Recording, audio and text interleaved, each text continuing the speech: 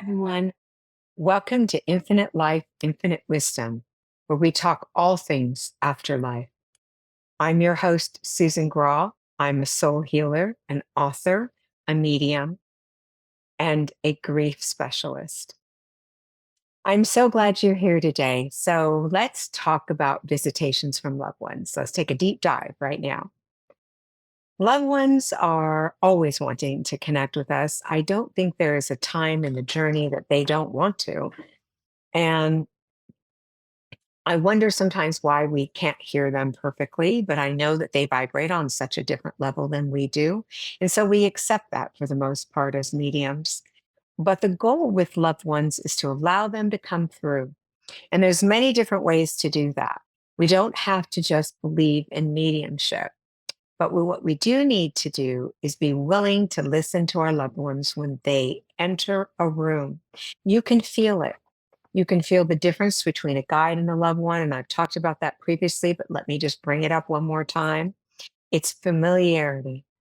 That's what it feels like. It's like you've been in the room with them before. The love we have for our afterlife friends is enormous, and they have the same love for us. So let me show you some different ways that they can come and talk to you so that you'll know they're around you, through you, and in you. It's not just about signs. Signs can be easily bypassed, but it is about having the ability to open up the doorways, basically, for the spirit world to know you're going to listen. So the goal for me is always to be present in the moment. So when my students come to my class, I always ask them little questions like, did you see the color of the flowers today? What kind of traffic was there on the freeway outside of bad? Was there any children around you? Did you hear any laughter around you? And so on and so forth. I have to tell you, 99% of the time, they'll tell me they haven't even looked or they haven't paid attention. So the one most important thing is to be present. And I think it's a really hard thing to do. Our minds are going a mile a minute.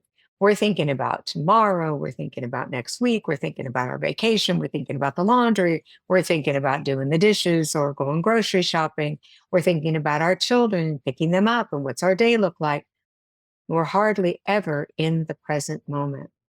And in order for your loved ones to talk to you, you need to be willing and ready to be in this present moment. Once you are in the present, and you've heard me say when life is in session, be present. So once you are in life and in the session and being present, they feel a little bit more able to reach you. Having limiting beliefs is one of the most common parts of them pushing away because we don't accept them in. Not because they want to go away, but we aren't accepting them in. So we want to make sure that we're not using our limiting beliefs. So limiting beliefs don't come from our soul. Our soul is a divine. So our souls are ready and willing and waiting to have a conversation. It's the rest of us that, our head, our heart, our bodies, our busyness, our lives, our children, etc., that are not allowing that to come in. The work that I do as a medium, I don't have an option. So I have to leave everything that's bothering me, which things bother me in life, just like everyone else. I have to leave those things behind. When I walk in my room, I know you've heard me say I have to suit up and show up, and they have to suit up and show up. And that's not always easy. There's a lot going on in our world that keeps us from being present with the afterlife. Why don't they make it easy? My belief system is if I knew they were there all the time, I would never do life. I'd want to be with them and spend time talking to them and so on. So I really feel like we aren't aware of their presence all the time because if we were, we would never move forward in our own journey. The spirit world is willing and waiting to have conversations with you. And it is just a conversation. I want to make sure you always remember that because people make it so difficult and complicated. It's not easy, but it is simple. And when we recognize that, we're able to move forward with a knowing that they're with us. And it is wonderful to have our loved ones with us. Now, people think because I'm a medium, I can just tap right in and I can see all my loved ones. Not true.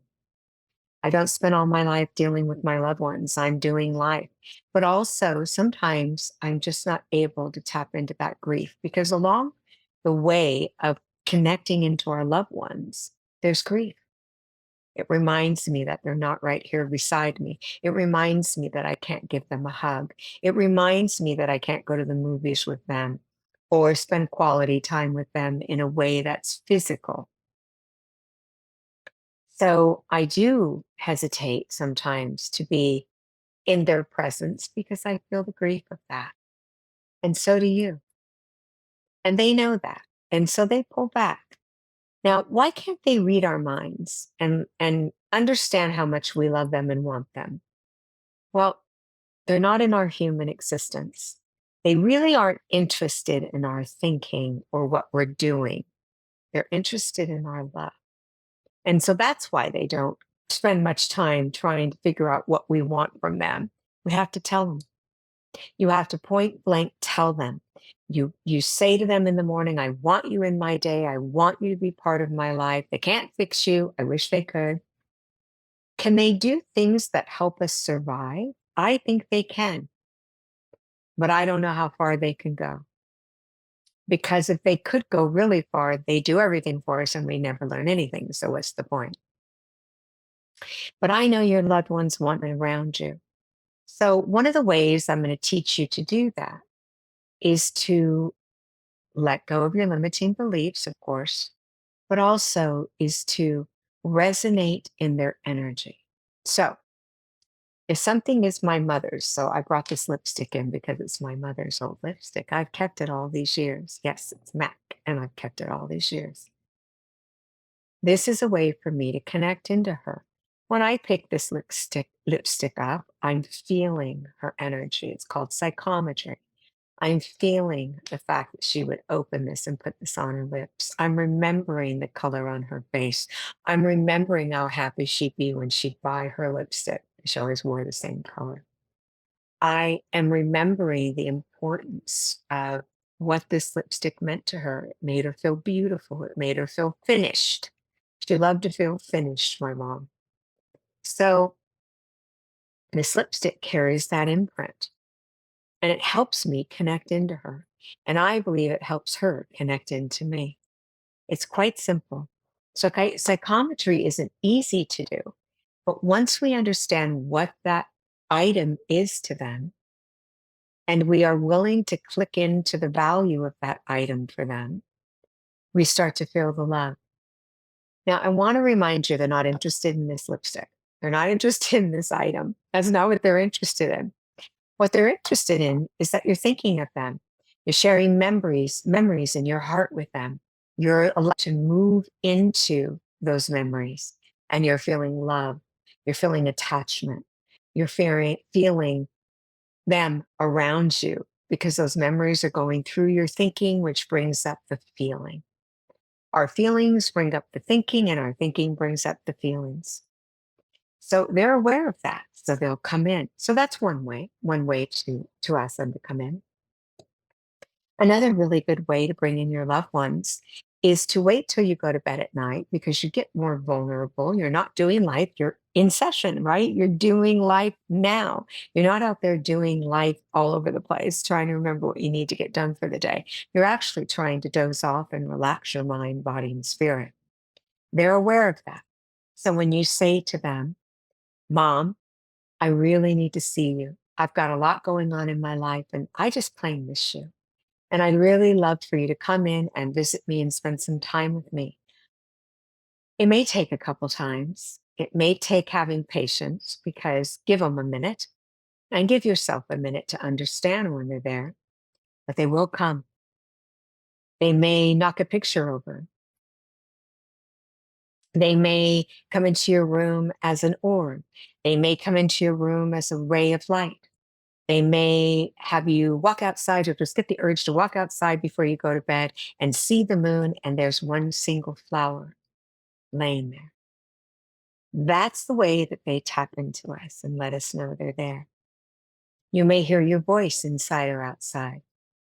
You know, you with my brother, I heard Suzanne. I knew he was there, but I didn't know he was dead.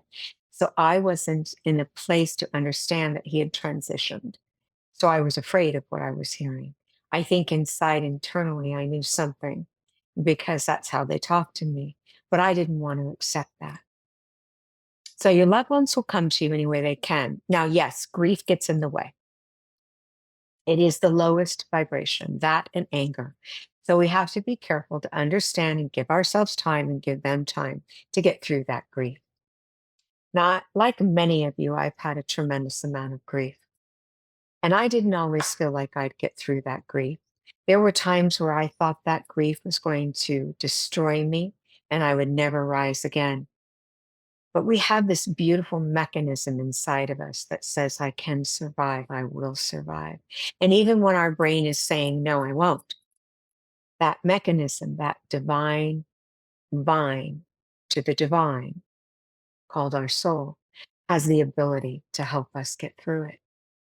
So I'm going to ask you when you're in that deep grief to tap into that soul source. Go into that soul source and say, my soul needs your soul, mom. My soul needs your soul, my child. Whoever it is that you've lost. And then let them know it more than once. Sometimes it'll take weeks, sometimes it'll take days, sometimes it'll take hours, sometimes it takes a minute or a moment. But they are hearing you. Souls always are and always will be. To believe that they're gone and they can't communicate with us is a very sad state of being. I'm not saying you're going to do it like a medium does it, a real medium, but you will have communication with them. Have you ever had a dream where you wake up from it and you go, I saw my mom. I have no doubt in my mind. She was there. She was talking to me. I got to hug her. It was so real. It's not a dream. Dreams are all over the place and they get all messed up and they have all this bumpy stuff going on. Sometimes they'll visit us in those dreams, but those moments with them are clear as if they're right in front of you. That's a visitation. That's a visitation. So when people come to see me, this one man was talking to his father before he came to see me because he didn't believe in mediumship. And he saw his dad's belt hanging in the closet. He didn't wear it, but he did say to his dad, hey, dad, if you're really coming to her, talk about the belt. He walked into my room. I looked at him and I saw a belt. And I said, what's about the belt? What's the thing about the belt? Your father's here. He's talking about this belt. He dropped down in that chair and watched my every word because at that moment he recognized, even for that moment, that his loved one was there. And we got to have a beautiful conversation with him. And it was very healing for him. His father died when he was young, and he wanted to know if his father was proud of him. The thing about asking those questions is that if they're not, they're going to say so, which I doubt very much, but they're going to tell the truth. And in that truth, you may not like the outcome. So make sure you want to know things before you ask. When people ask me, did my loved ones suffer? Did they have pain? Well, I'm going to ask them, but I'm going to ask you first, are you sure you need this information? Is it for your greatest good? And if you tell me yes, I'm going to ask. And I will tell you the truth. Now, there are times where I have to be very careful about what I say because I can see that it would damage. Mediums are not there to tell you you have attachments and you have ancestral curses and all these other things. Mediums are there to help you heal your loss. It's that simple. That's why we're there. And if we cause pain, we're not helping you heal, are we? We're just damaging. So in my book, Infinite Life, Infinite Lessons, which is out now, I'm hoping you'll get it. Please do. There are so many things in that book to teach you about connecting to your loved ones. There is nothing more freeing, more healing, more wonderful than when you feel them or you sense them or you know them to be with you. Does that mean it takes the grief away? Absolutely not. I knew my brothers were with me. I knew my mother was with me, even though it took me forever to talk to her because I was so brokenhearted. My brothers and my mother committed suicide. And so for me, my heart was just broken. I got to be with my mom before she passed because she died from complications of attempted suicide. So I got to have some time with her, but she wasn't able to talk to me. That was unfortunate. But when she crossed over, I was afraid to see her. I was in too much pain. I was suffering from the consequence of her actions. Was she bad? No, she wasn't. Sometimes we just don't feel like we were made for this planet, I guess. But at the end of the day, she made a decision that affected my soul. Did it harm my soul? No, but I felt it in my soul. So here's the difference. Our souls cannot be damaged. We can feel things in our soul. So when people say, my soul hurts, yes, but your soul is not hurt. It's feeling the hurt. Your soul is pure and beautiful and waiting to heal you. So for me, my soul was hurting. My soul was feeling my hurt. That's probably a better way to put it. And so I wasn't prepared to have her come through. I didn't know how to deal with that trauma. I would get anxiety rushing through my body, be like, I could feel it. I was panicking, thinking about her being in the room with me because I didn't know how I felt. And I wasn't ready to feel that energy. It took me a long time, years, to be able to tap into her and allow myself to feel it. There are so many things that they want to tell us. My mother wanted to tell me how much she loved me and that she was sorry that it hurt me so deeply and that I could grow from it and I could survive it. And she was accurate. And she wanted me to know that, but I wasn't ready to hear it. So if you're not ready to hear your loved ones, but you keep getting told to talk to them, maybe you need to take a break. Maybe you need to give yourself a minute or more because you don't want to push yourself.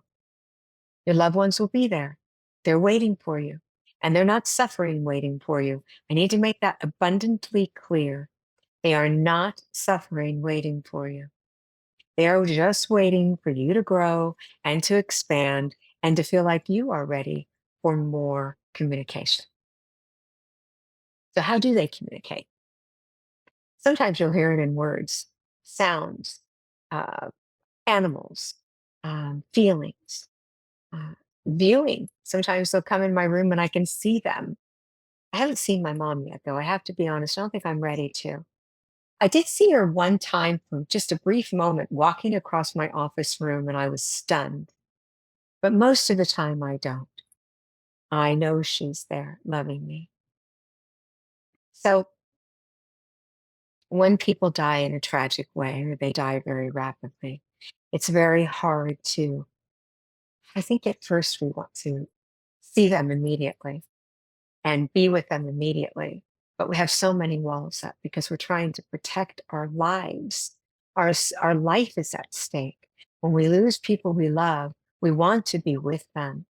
We want to know they're okay, especially our children. We want to know they're okay and we want to be with them. So what happens is that we're trying to survive. We're in survival mode. We're not in thriving mode. We're certainly not in healing mode when we first lose someone. We're in survival mode. And we have to allow ourselves to get through that portion so that we can get to the place that we feel we are ready to witness them or hear them, see them, feel them, whatever that is. They know we're in that mode. And so they have trouble getting through. Maybe getting through would make us feel better. I think probably in the very beginning, that's all we want. But in truth, our grief is so deep that actually experiencing them in that moment may cause us damage, and we don't even know it. So we have to give ourselves some time. I know that people say you have to give them 30 days because they're busy and they're doing things. That's not true. They come to us immediately and they know when to and when not to for the loved ones. But for the medium, they come immediately. There is no time there. So that wouldn't make sense. What calendar are people going by when they say that they can't come through right away? That just makes no sense. So what I know is that I needed time. So maybe that medium wants to tell you that because they want you to have the time to heal enough to be able to take it in and to witness their presence. It could be that simple. And honestly, I think that it's healthy for us to take just a few minutes to understand the importance of healing ourselves and looking at ourselves and working on ourselves.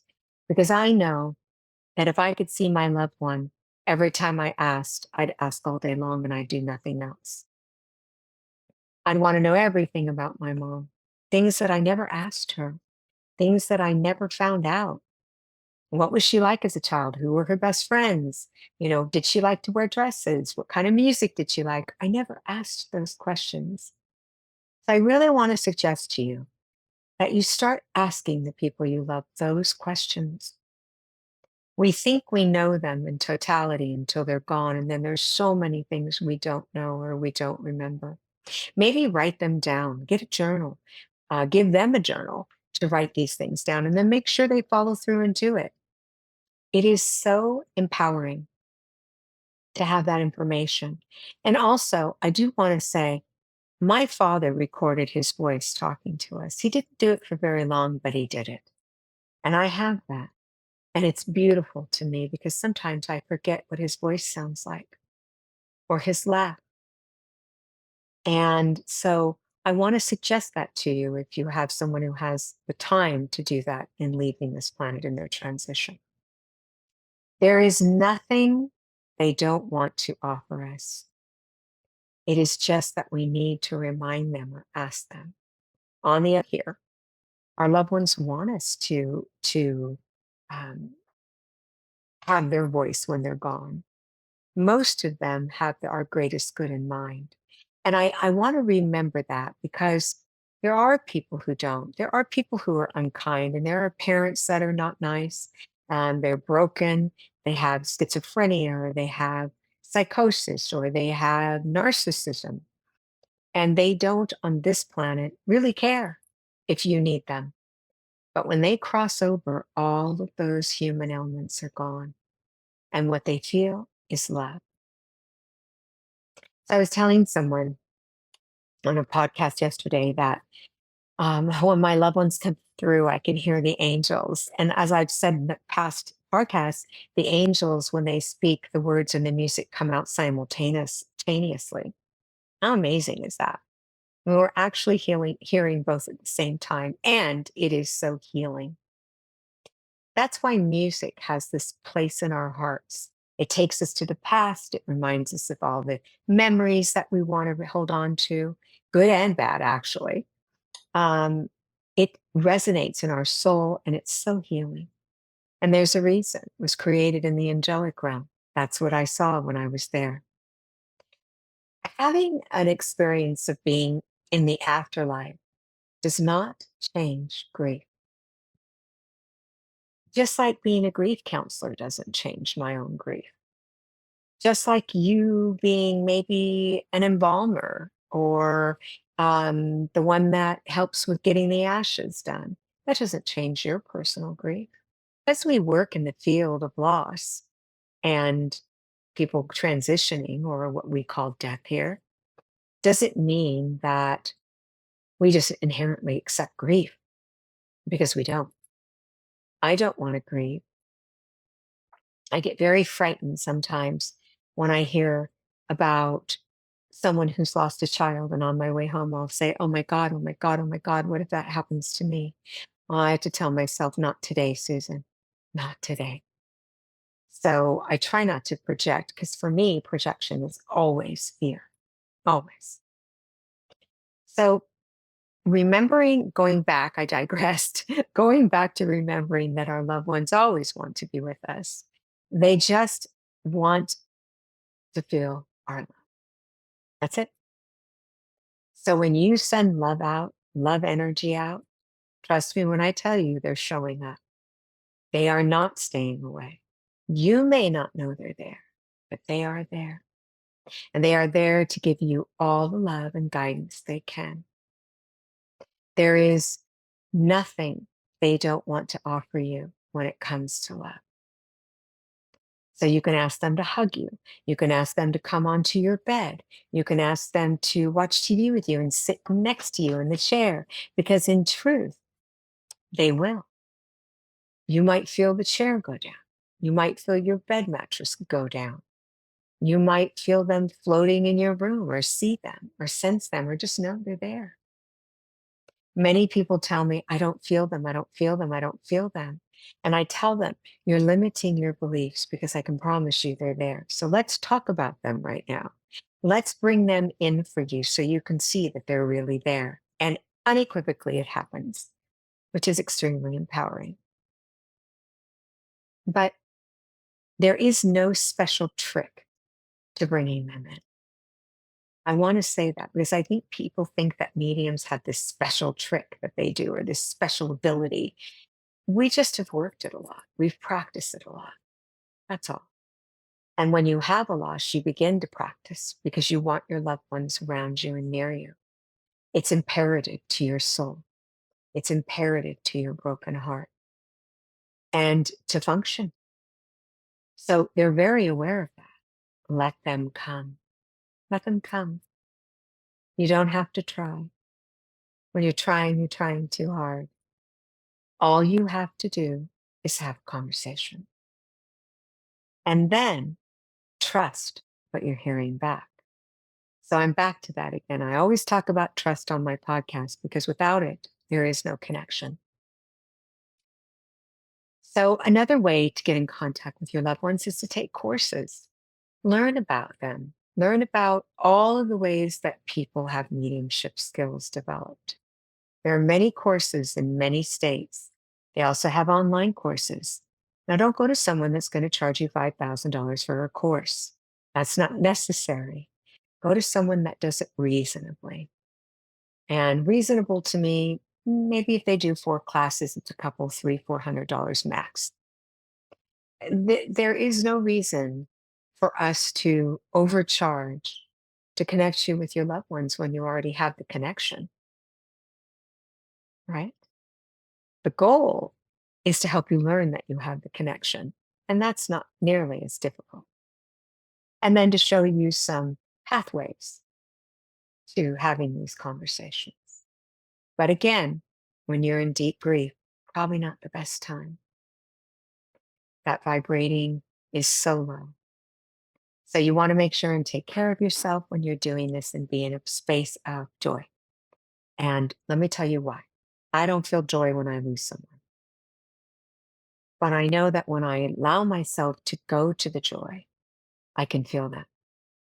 They love high vibration. It helps them find us. It helps them be with us. So that high vibration is extremely important. You want to vibrate as high as you can. So family gatherings, laughter, memories are huge, you guys, huge. So if you start talking about the memories, even if you're crying, you're talking about the memories, and you might be laughing and crying and feeling all different feelings, even anger. You will feel them. You just have to allow it. They are meant to be in our energy and part of our journey. I know people don't always believe that. It's the truth, right? You'd ask me, Susan, I need you to be here for me. And hopefully I'd have the ability to do so. Maybe I'm a little busy at the time. Maybe I'm with someone else. Maybe I can't get to my phone fast enough. Maybe I can't drive to your house. Maybe I'm in the middle of trying to heal me. But I will come. At some point, I will be available to you if I love and care about you. What makes you think your loved ones think smaller than that? That's not even possible. They don't have our thinking. They don't think on a human level the way we do. So when people put human feelings and emotions and responses and reactions onto the spirit world, they're making a big mistake, because that's not what they're doing. They know you need them. They're going to come. My greatest gift to you today is to tell you that it's just a conversation. And you too can connect into your loved ones always remembering that they're there. At the end of every podcast, I say a couple times, they're just a heartbeat away. It's literal. If your heart's pumping and it stops, you're there. That's how close they are. So to think that you can't have communication with them is not a truth. It's what we've been taught. And I think our psyche in some way believes that, because if we didn't, again, we'd want to be with them 24/7. But at the end of the day, they love you. They want to be with you. Let them. Let them. When I have conversations with the afterlife, sometimes I'll start to get their mannerisms because I can sense what their mannerisms are.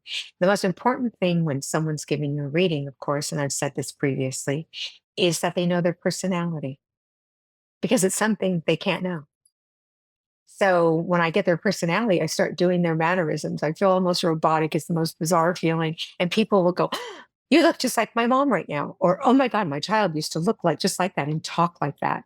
And I get shocked. I have had one incident where someone stepped inside of my body. I could feel it. And it was a mother. And I was talking to the family, and I spun on them and I said something very different than my voice and very different than my mannerisms and very different, period. And they almost came off the couch. They said, "You look, sound, feel just like my mom. How is that possible?" And I knew what just happened. So I had to pause and tell their mom, "Please don't do that. I don't like being out of control of my body in my room. It doesn't feel good to me. I'm not angry, but please don't do it." And they didn't do it again throughout the whole reading. But it has happened, and it is profound. I mean, mind-boggling for me too, because I go, "What did I just say?" I mean, I it's so overwhelming. But it is also a beautiful thing when it does happen and we allow it to happen. Don't ever do it, Spirit. I'm just telling you right now, don't ever do it when I haven't given you permission. I want them to be very clear on that, because it feels a little creepy to me that I all of a sudden lose me. Like, where did I go? But again, we're just having a conversation. They love us. They want to be there for us. They are our beginning, our middle, and our end, and they know the beginning, the middle, and the end.